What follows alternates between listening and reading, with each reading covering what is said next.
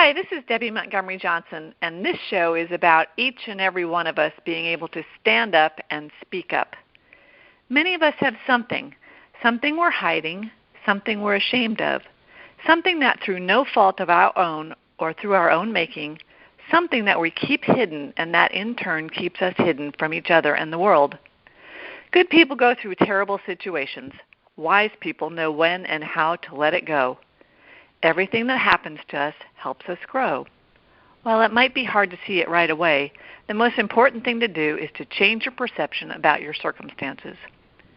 Stand Up and Speak Up features ordinary people who've been through extraordinary struggles and found the courage to step out from behind their smiles and speak up about their experiences and the lessons gleaned from those experiences. We are dedicating to encouraging you to remove the mask of embarrassment and shame and to putting an end to victimization. Let's stand up and become the victor, not the victim. Let's be awesome, not angry. And let's acknowledge what's happened and forgive ourselves first and then move on with power. Power, power, power. So today I have a marvelous guest, a friend of mine named Angela Hoover. Angela comes to us from Tennessee, and I just want to let you know that Angela and I became friends in India. Got a frog in my throat. Excuse me. We met in India in January. We were both speakers at the Women's Economic Forum in Madurai, India, and I had seen Angela before because we're associated through Awakening Giants, but I'd never met her. And I've got to tell you, she's a beautiful, smart, engaging angel on the earth. And I was so excited to have met her over there. But it wasn't until almost the last night when I heard her story that I got to understand who this woman really was and to appreciate that we are sisters by other misters because we have stories that we've kept hidden in the past and now are ready to share them with the present, in the present, because they're so powerful and they need to be spoken. So I want to welcome my friend Angela. Thank you for being here so early in the morning. Thank you for having me, Debbie. Yeah, can you hear me? I can, and it's early. It's like 8 o'clock in Tennessee. Yes, it is early, but that's okay. Well, thanks again so much for being here. This is an important topic.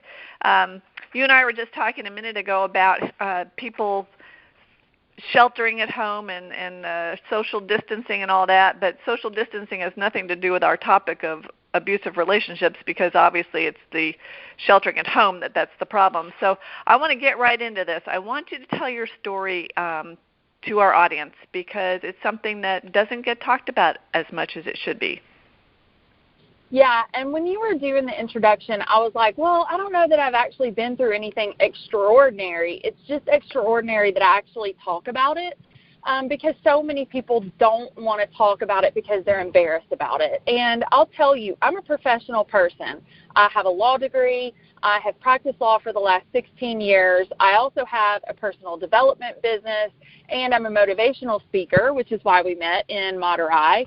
And I have a lot going on in my life and a lot going for me in my life. And there are so many people that maybe don't have as much going for them in their lives, but they're still embarrassed about situations that they've been through. And I will say that I was highly embarrassed for the relationship that I had for almost a decade of my life. I met someone when I was 28 years old, and he was very fun. And I had a very serious life because I was a lawyer. I grew up with lawyer parents, and my parents are great, but he was very fun. So he fulfilled that part of that I felt like I was lacking in my life. But the relationship wasn't great. There was a lot of gaslighting. There was a lot of abuse financially, emotionally, and also physically.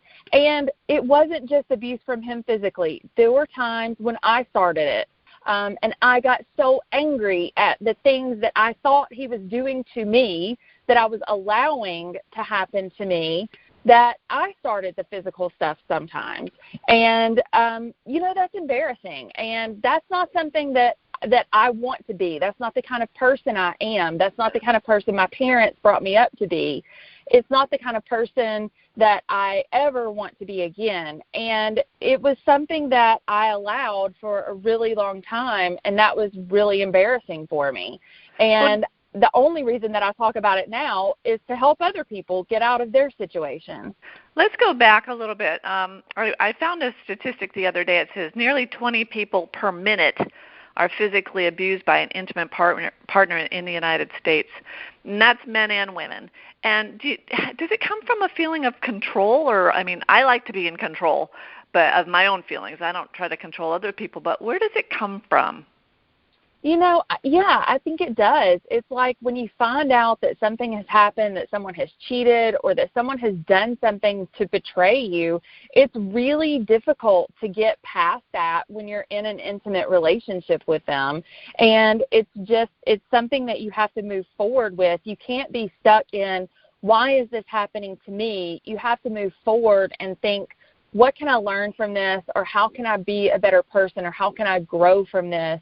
And then it's much easier to take a step back and look at it from that perspective than it is just to be in this, woe is me, why is this happening to me, why are you doing this to me kind of a mindset.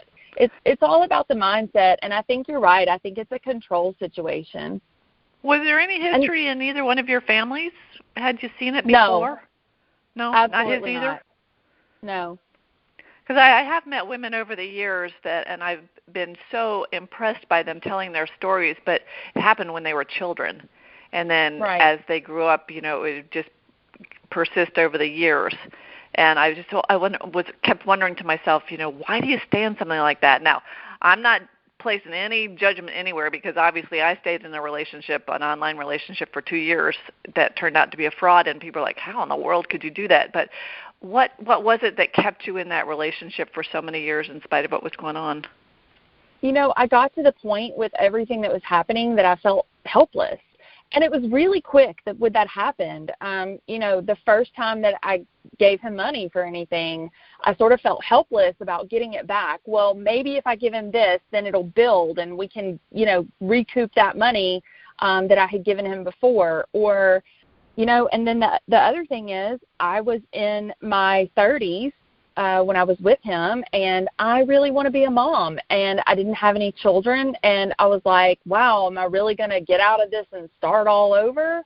And so I stayed because I really wanted that family relationship. I'm an only child, and I wanted to have at least 2 kids, and I didn't have that, and I, didn't know if I could be on my own or wanted to be on my own, and I really, really wanted those kids, so I stayed in the relationship until it got to be just too much. And then I, got myself together. I said, what are you doing here? And I decided that I didn't care if I was going to be alone or childless for the rest of my life. It would be better than being in that situation, and it would be better for me not being this person that I didn't want to be. Did anybody else say this to you? What did friends and family say when I'm sure they saw it, or maybe they didn't. I don't know. Maybe you hid it pretty well. I did hide it pretty well. But yeah, they saw that it wasn't a good relationship, and they saw that it wasn't probably right, and they said things and they stepped in, and it ruined my relationship with several of my friends.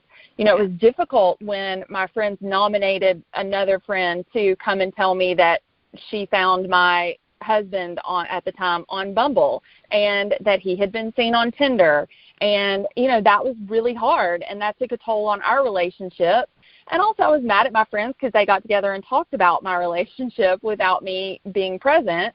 And then, my family as well. But my family ultimately decided that they were going to support me, whatever, because they wanted to be in my life. And I think that actually really helped me because I did have a supportive parent, supportive mom, and supportive dad. And I knew that I could go to them if I needed to. I never did actually go to them until it was over, but I knew that I could.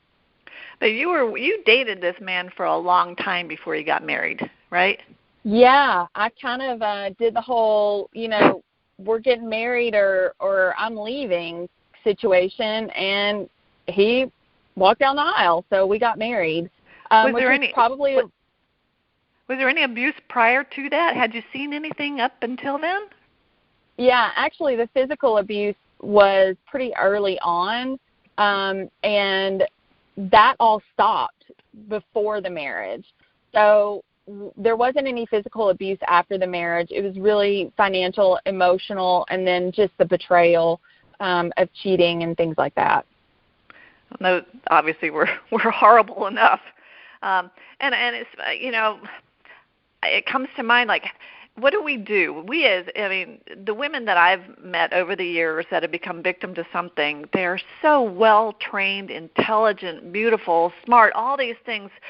From the outside, we're looking in, saying, how could this happen to that woman? And basically, how could it happen to anybody? But how could it happen? What do you tell people when they ask you that question? Abuse doesn't see color or class or socioeconomic status or any of those things. I mean, abuse happens to everybody in all walks of life, and I think that that's really, really important to know. It's not just something, that happens to other people. It happens in your neighborhood. It happens in upper middle class. It happens in, it happens everywhere, and it's not something that it is for people just to turn away from. People really need help, and it helps, I think, when people like me who have my, life together, when we do speak out about things like this. Absolutely. I totally agree on that one. And when you decided to speak out, did you ever go to law enforcement? No. No, you did not. Had you ever thought about it? I thought about it, but and my neighbors actually called the police a couple of times because of loud fights that we had. But I didn't ever call the police because of the embarrassment factor, and because I knew if I did, he would go to jail, and that we would have to deal with it in the courts in which I practice, and that would have been embarrassing to me.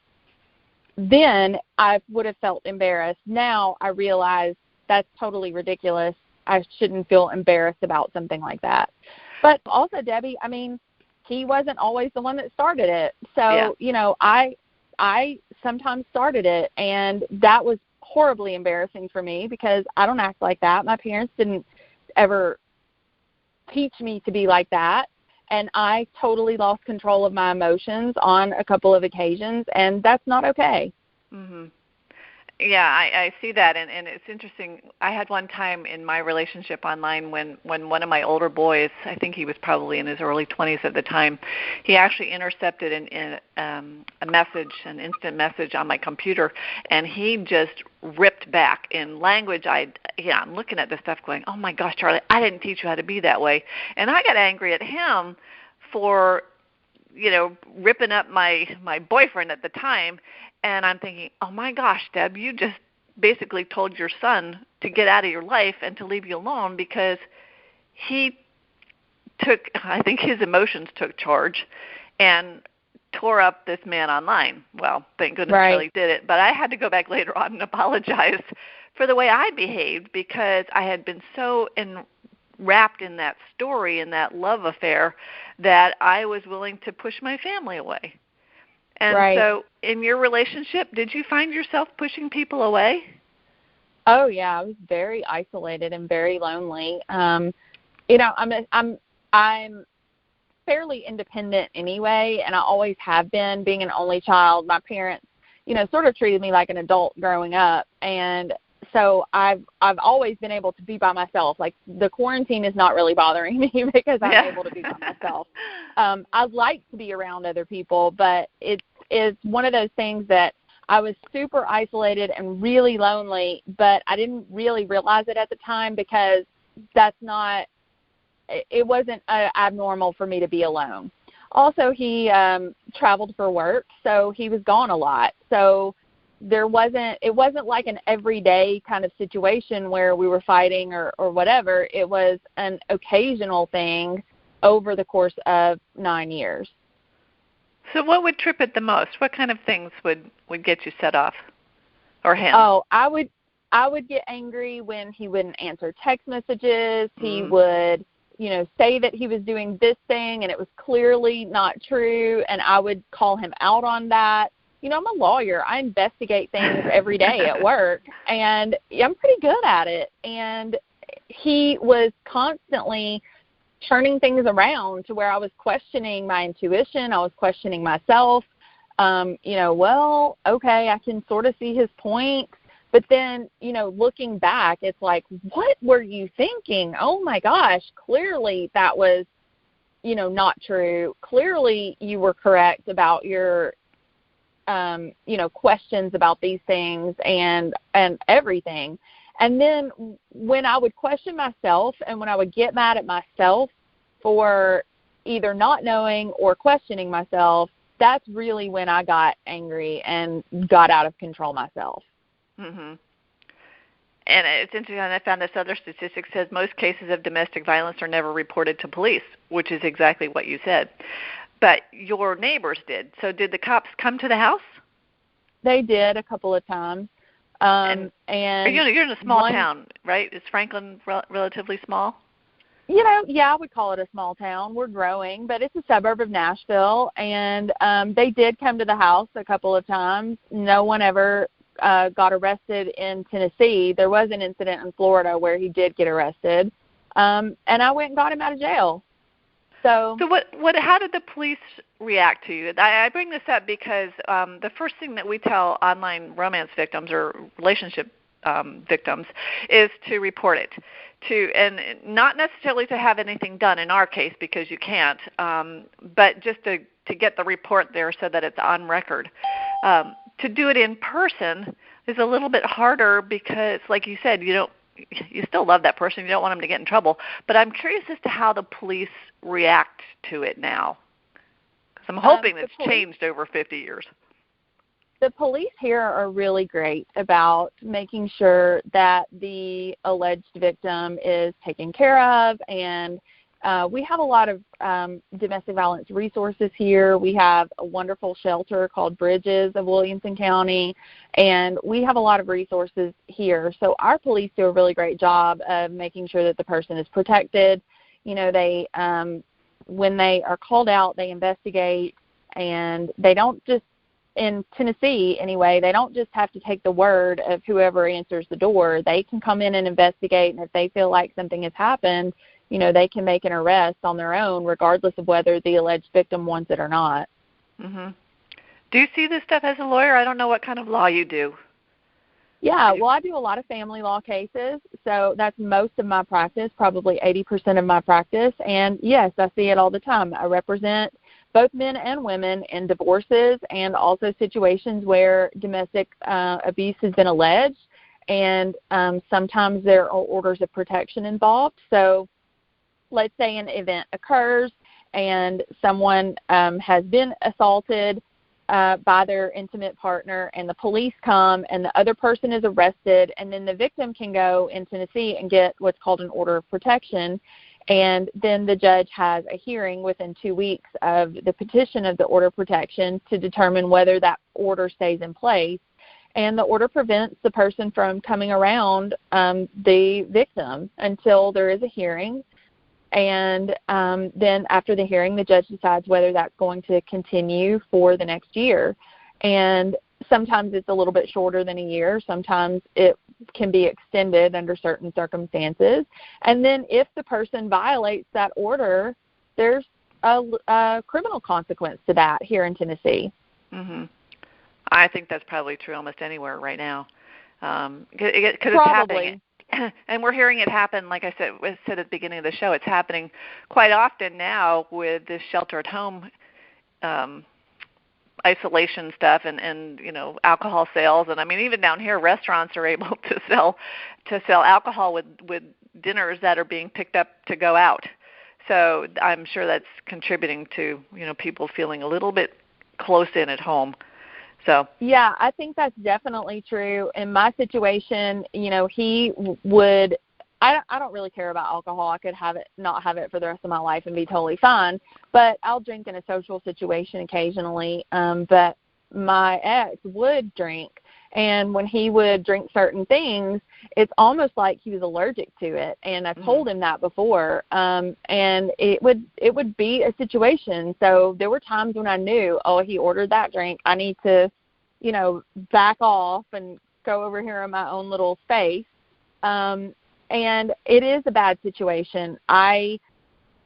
We started the to-go alcohol here too, and I joked about it on Facebook by telling people I'd give them 10% off their DUI, but really it's more of a domestic situation because people are stuck at home and they don't have anywhere else to go. And then, the other situation is that while they are arresting people for major crimes right now, they're not quite bringing as many people in on some of these situations as they would have been a few months ago before we had the safer at home mandates and stuff like that. So that's unfortunate, but there are still resources available for people. They can still call the YWCA. They can still call local abuse shelters. There are local abuse hotlines a lot of places, and I would encourage people to do that if they're in this unsafe situation at home. I found another thing that said, and this is, I thought, interesting, because in the scammers world, we worry about the young girls between 13 and 18 who might get lulled into an online relationship and then turns into trafficking. But I found an interesting number here. It says 4% of high school students report being hit, slapped, or physically hurt on purpose by their boyfriend or girlfriend in the last 12 months. That is really sad. It should be 0%. And I am unfortunate. It's unfortunate that is a statistic at all. And I see it. I have friends that, one in particular, her daughter is in her early 20s, was dating a fella for 6 or 7 years, and they just got married, and I'm thinking, oh my gosh, this relationship, you're going into it already fighting all the time. And I'm thinking, who would want to put themselves into that every day, And then to get married within a month, she's calling her mom saying, and I'm like, hey, when you said I do, you basically said, Mom, you're out. But what is it about the kids that they're accepting it? Are they seeing it from their parents or other people, or they just feel like they want to be loved so much that they're willing to put themselves through that? I think it's the unrealistic standards that we have these days. I mean, there's so much access to all of these, quote, influencers, either online or on television, and they live these totally extraordinary lives that, regular people, non-celebrities, are not going to be able to achieve. And I think it puts this totally unrealistic expectation in their head.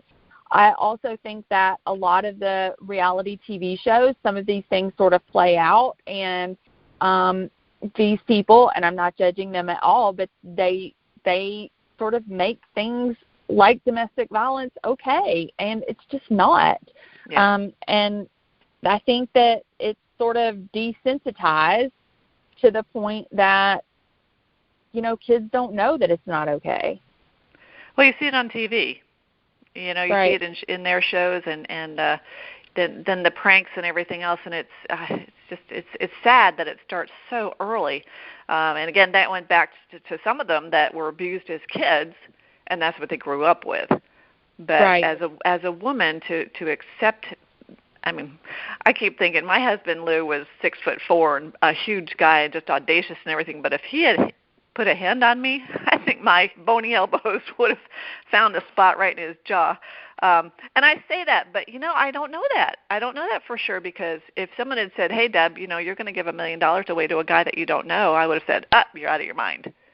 And what did I do, in the middle of the relationship? What do you do? And I'm so glad you're talking about it, because looking at you and when we were together and speaking to women around the world, I never would have had an idea that something like that had been part of your life. And I really admire for you for speaking up, for standing up and speaking up and finding your power, because I can feel it. Can you feel it when you start talking about this? You just get empowered from the inside out. Yeah, I feel like it's so important for other women to know that they're not alone and that there are other people out there that they can find and they can talk to, and that they don't feel like, oh, this is just happening to me. I can't talk about this. It's embarrassing. It's, it's a season of your life. You don't have to be in that season forever. That's really important. And how have you turned this around? What have you done? I know that you're a practicing attorney, but as a motivational speaker, what makes you shine? What do you love to speak about? So I talk a lot about manifesting and about just regular general personal development and manifesting the life that you want. And I think it's so important that you can, attract what you want in your life. And when you're in that really dark situation, you're going to attract more of that dark situation. So you have to do something to pull yourself out of it, even if it is just focusing on, I have a Zoom date with my friend tomorrow.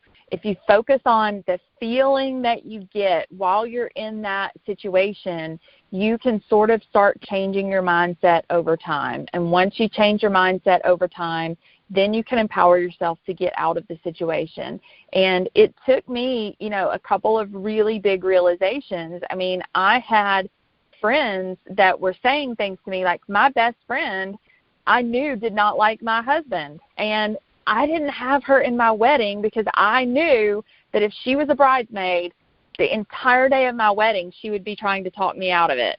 And she did try to talk me out of it, but she wasn't a bridesmaid, so I didn't have as much time for her as I would have if I had made her a bridesmaid. And, that's a really sad situation. And she was really hurt by the fact that I didn't ask her to be a bridesmaid, but that's what I did to protect myself. However, once I started really realizing things, and I've always been a spiritual person. My parents named me after the angels, and I've always had a really deep spiritual connection with my angels specifically. I talk to angels. I'm an angel guide. And for me, it was more of a spiritual situation where I realized, gosh, I'm in this terrible situation. And at the time that I made this realization, I was 37 years old. I was like, well, I'm in this horrible situation, and if I get out of this, I might not have any children, and I might have to be alone. And I was sort of questioning, what am I supposed to do? Am I supposed to just be alone, or am I supposed to continue in this situation? And I asked for guidance from the universe and from the divine, and about 5 minutes later, I was outside walking my dog, and when we were coming back up the steps inside the house, I slipped. I tripped up the steps. I hit the side of my house. I broke my left ring finger and my right leg, and that was the last time I wore my ring. And so that was a really extreme sign for me. I would guess. But clearly, after 9 years of that, I needed a really extreme sign to get to the point where I, could get myself out of it. And even after that, it was still embarrassing when I was, filing the divorce papers and had to go to court for the divorce and all of those things. I mean, it was still really hard. And, it's not like you just turn off the switch and stop loving someone just because you have this realization. You just have to love yourself more. Did your friends come back to you after it was over? And yeah, tell they all you how came they back really felt? And they were all like, thank goodness you're out of this. I can't believe you were in that situation. We didn't want to ruin our friendship by, talking about it, but we're glad you're out of it. Yeah. It's interesting how we as friends hold back, even though we know that something bad is happening, that we kind of let you out there and let you fly on your own. And it's part of it is, we have to have those experiences. But I look back now and I'm like, you know what? For me, I want to help protect other women so they don't have to go through what I went through. And I'm sure you feel the same way. But there are certain women that maybe are going to go through it, and we're just going to have to be there to pick them up afterwards and say, okay, you're not alone now. Exactly. Let us walk you through this, help. Where are your angels, my dear, and how can they help you? And I truly believe in angels too. I talk to I talk to them all the time, in a great and spiritual way. Well, I am so grateful that you've told your story and that you're out there and speaking around the world. Just really briefly, what was your experience in India like, and didn't you go on to Egypt after that? India was amazing. I absolutely loved it. I really, really loved that the ladies that were putting on the Women's Economic Forum had us in their homes, and we got the real authentic Indian experience. And it is really different doing that than it is just traveling somewhere and staying in a hotel and eating, at tourist places and things like that. So I thought that it was a really magical time in India. And then the Women's Economic Forum, wow, what an empowering and uplifting conference that is. After India was over, I went on to Egypt to the annual Women's Economic Forum meeting with over 800 women from 75 different countries, and it was spectacular seeing all of these women from all over the world empowering women in their own countries and in their own cities, and then coming together to support each other in a world forum. And it was just amazing and totally uplifting. And it's very interesting, too, that, we saw in India, we were with some very well-educated women that were running hospitals and nonprofits and doing extraordinary things in public. But then, we would see on the other side, like in personal lives, many of them were in subservient situations, that patriarchal order I don't know, I have a friend who lives in India, and he tells me this, that behind the scenes, and this is true everywhere in the world, there are many women who might be powerful on the outside, but they are not at home. And right. I know when I was speaking about my story, and I think yours too, as we were speaking to the women of India, they just soaked it in because they're like, you're allowed to speak about those things. Domestic abuse isn't talked about in India. And the ones that did talk about it, some of the younger women that had been trained outside in the UK and the US, they were the ones that I think loved talking to the Americans at the time because we got it. So do you feel like in those situations, in those conferences now, that maybe from the bottom up, the ground roots up, these women are going to change their parts of the world by speaking up? I think that's why these things are so important.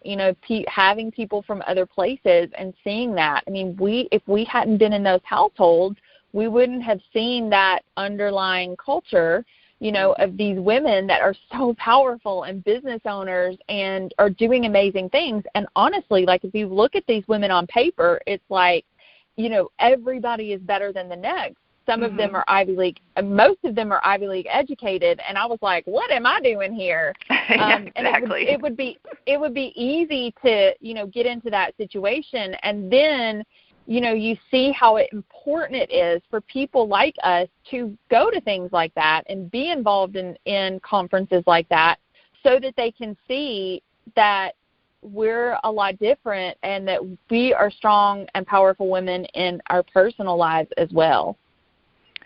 It's important, and that's true, because you go in comparing yourself to everybody else, and we all did that. I did it. You look around, and I was one of the older ones there.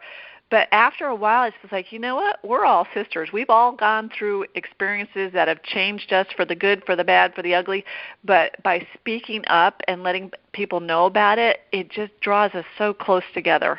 And it was for me, it was an extraordinary situation, and I'm glad it happened in January, not in March. So I'm going to open up our conversation here to our audience and see if we've got some questions. I'm going to unmute everybody, and if they have a question, I think, let me see here.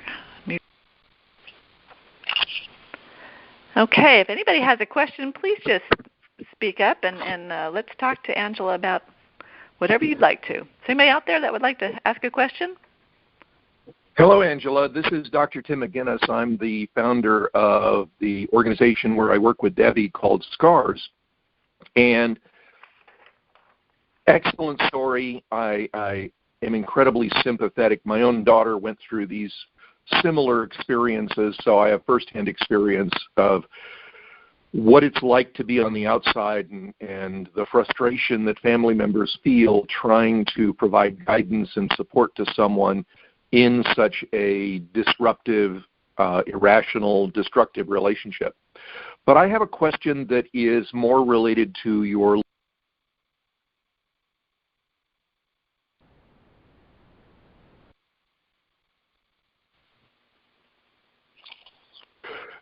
Thank you. So my question relates to your family law experience because as an organization, and Debbie can certainly attest to this, we have a unique experience that we encounter quite frequently. And these are individuals, most of the time elderly, but not always, sometimes middle-aged, who are involved in romance scams, which by definition is a toxic relationship, but to such an extent that they are completely unable to accept the reality, even after they've been shown the proof that they're in such a relationship. And family members turn to us looking for advice, guidance, counsel on how to address these problems. Naturally, we refer them to their local police department for a police intervention to try and do that.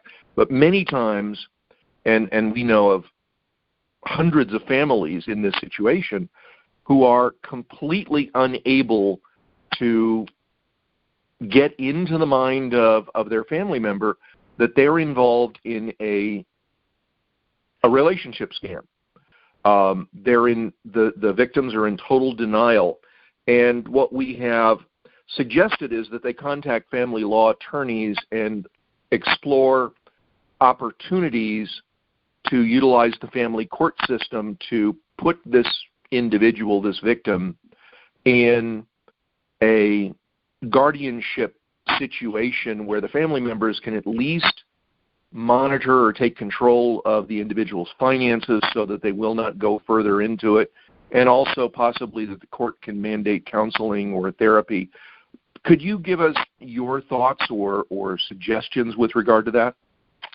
Yeah, that's a really hard situation when you have somebody who is older that just can't accept the reality of their situation. And here in Tennessee, when I have people that come in and ask me questions like that, I do recommend conservatorships so that the families or even a financial person appointed by the court can take over the finances for that person until such time as they understand what's happening. And it's a really sad situation because you don't want to see your family member go through the hurt of realization that this is not a real thing, which they often do once the financial part of the relationship dries up, then the rest of the relationship dries up as well. But, yeah, we have conservatorships, and we do conservatorships. Every state is different on, what they call them. Some are guardianships, some are conservatorships, and the rules for them. Here in Tennessee, you actually have to have a doctor's affidavit recommending the conservatorship, which is a little more difficult than some other states. But if you have the proof to show that obviously this is a relationship scam, then usually we can make the conservatorship situation happen so that the family can take over the finances so that that person isn't abused any further financially than they already have been. Thank you. Yeah, and we see that down here. We see that down here a lot with caregivers and caregivers taking advantage of the elderly. Right. Elder abuse in Florida is just a huge problem. And it's something that a lot of family members may not see because they're living out of state. So right, you got to be careful about who you're putting your family members around in a position like that. Do we have any other questions by our listeners today? Okay, what we're going to do now is I like to do. Well, Angela, first off, if anybody has questions or would like to contact you directly, what's the best way to get in touch with you? They can find me on Facebook at Angela Hoover Speaker, or they can email me at angela@angelsoulhealing.com. Okay, and you're up in Franklin, Tennessee. I am, yeah. But that doesn't limit us to speaking around the world because we've got this great not at all. internet connection. Which leads me to our time, a few minutes with Dr. Tim, and what's new in the world of scams. Last week we talked a little bit about the scammers that were taking advantage of the COVID or the coronavirus and what they're doing is, going around. And Tim, I got another email this week from someone who it was a woman overseas somewhere who said that her family member had gotten ill with the disease, and I'm like, wow, it didn't take you guys long to tweak your emails. So, Dr. Tim, what's new in the world of scams this week? Well, a couple of things. Interestingly enough, I spoke with our reformed scammer in Ghana last night.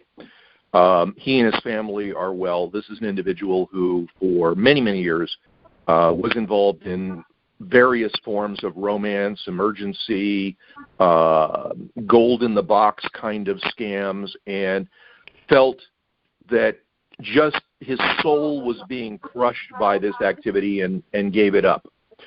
So what we've been hearing in West Africa is that as they lock down as well, scams have actually been going into hyperdrive and massive focus on scams across the globe focused on the coronavirus, the COVID-19 situation.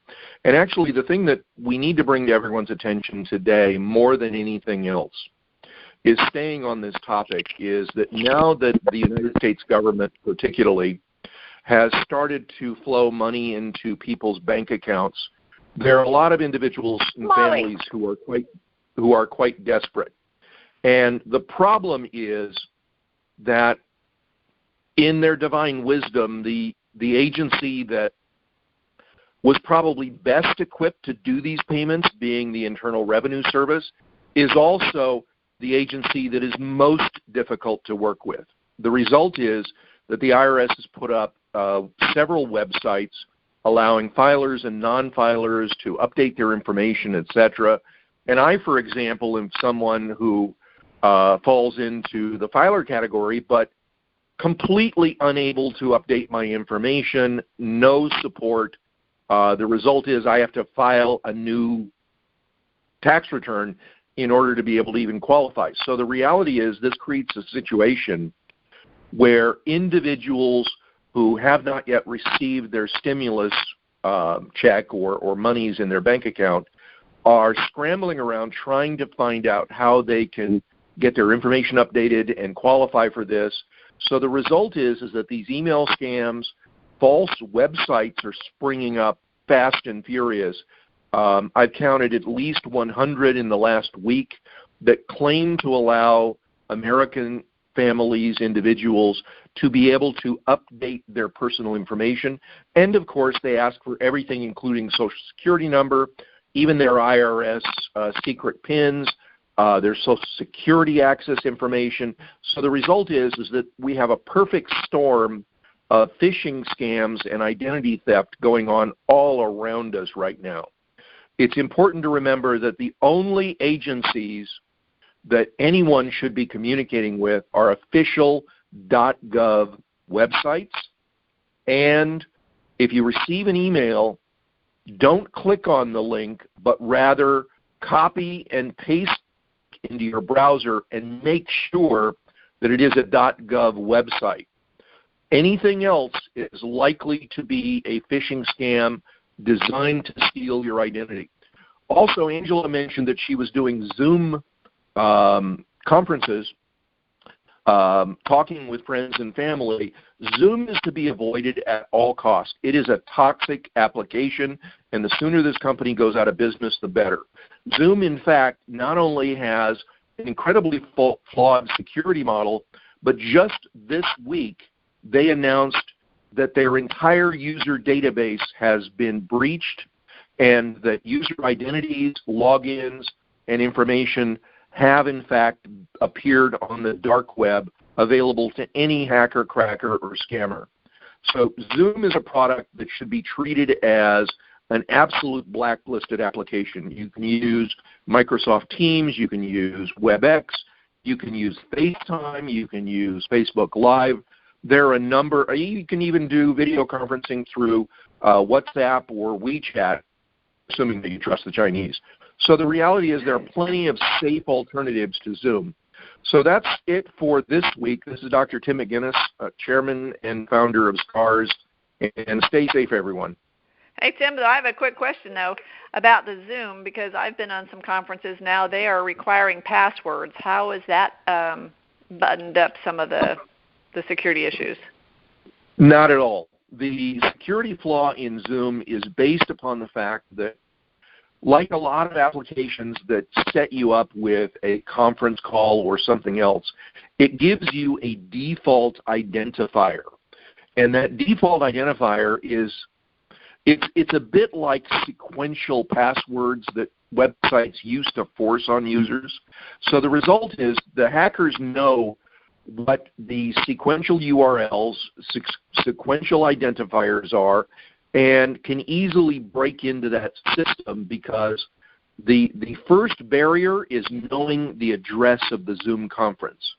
Passwords can easily be cracked by most people because most people don't use a secure password when they create such a session. It's usually just some word.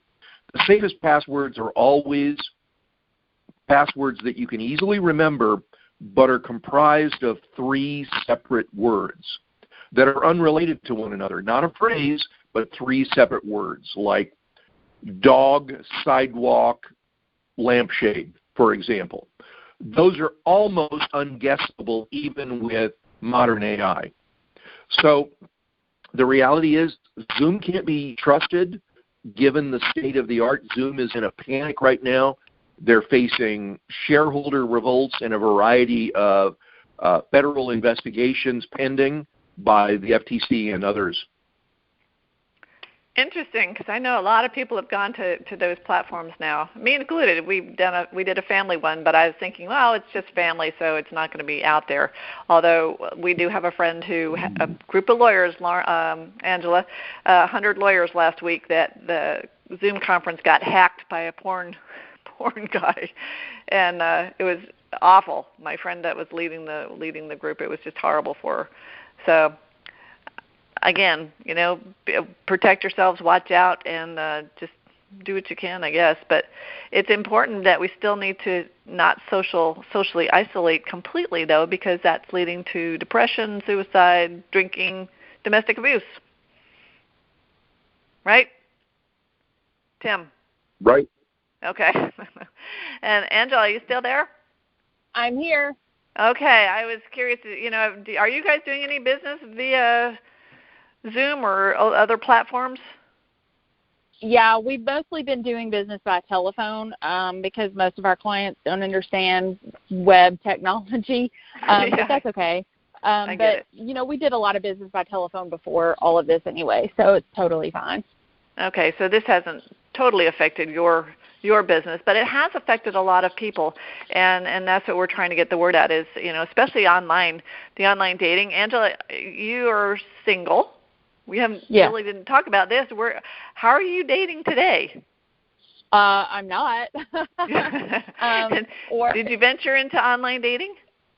Yeah, so I'm on Bumble, and I like it. I think it's fun. I think it's fun to meet other people that I wouldn't otherwise know, interesting people. But, you have to be really careful about, who you're seeing. And so right now I'm not really, obviously I'm not seeing anyone in person. And we're just talking on the application. And, if they check out, then they might get my phone number. Actually, I don't give them a real number. I give them a Google number. So is Bumble that's a how local I do thing? Is Bumble for local, or is it? Obviously, I didn't do Bumble, so I don't know that platform. It's an international application, but you can set your settings to a certain number of miles away. I have mine set to, I think, 12 miles away. So I see people within a 12-mile radius. Geographically desirable is the way I used to put it. Yes, exactly. So, and do you have any tips for people going on to Bumble? Just be yourself and be careful about who you're giving information to. And absolutely true. And that's true for anybody on any social media platform. Again, I've been working with women that got scammed on Words with Friends, and some of those those game things that you'd never ever anticipate someone was going to scam you. But it's developing a relationship. They want to be your friend. And in this world where our friends are not, knocking on our doors to come visit, people are opening up their computers and saying, "Hey, I've got friends." Right. So be really careful. But the friends you do have you had an opportunity to connect with some of the girls that we went to Egypt with, or to India with? Yeah, on the phone and by text message and FaceTime and things like that. And it's fun, just to touch bases. So now's the time, especially those of us that have large lists online, you might want to touch bases with those folks in person on the phone. Absolutely. On the phone, and have fun and enjoy. So Angela, your story is so compelling and so interesting, and I'm really, really grateful that you are willing to share it, because many people are hiding behind that mask, and like you put out on one of your Facebook announcements this morning, that it would have been easier to just crawl under the covers this morning at 8 o'clock and hide the story rather than get out and talk about it. But I encourage you to do so, because there's so many women out there that need to know that they're not alone. Absolutely. Thank you so much for giving me the platform to talk to people today, Debbie. I really appreciate it. Well, it's important for us to stand up and speak up and get our power back and really find out who we are from the inside out. And I love it when people, contact us and they want to turn their pain into their passion, because it's something that's part of our lives now, and we can't change what happened in the past, but we can change how we're going to look at it going forward, and who we can, help along the way and be there for along the way. And that's what we found when we were, at least what I found when we were in India. That there are women that were sitting beside us that had similar stories but were hiding them because they felt like they were alone. And once they heard that story, they just opened up. I mean, I had so many women come up and just give me hugs saying, "I've heard that story before, I've had this happen," or someone else had had it happen.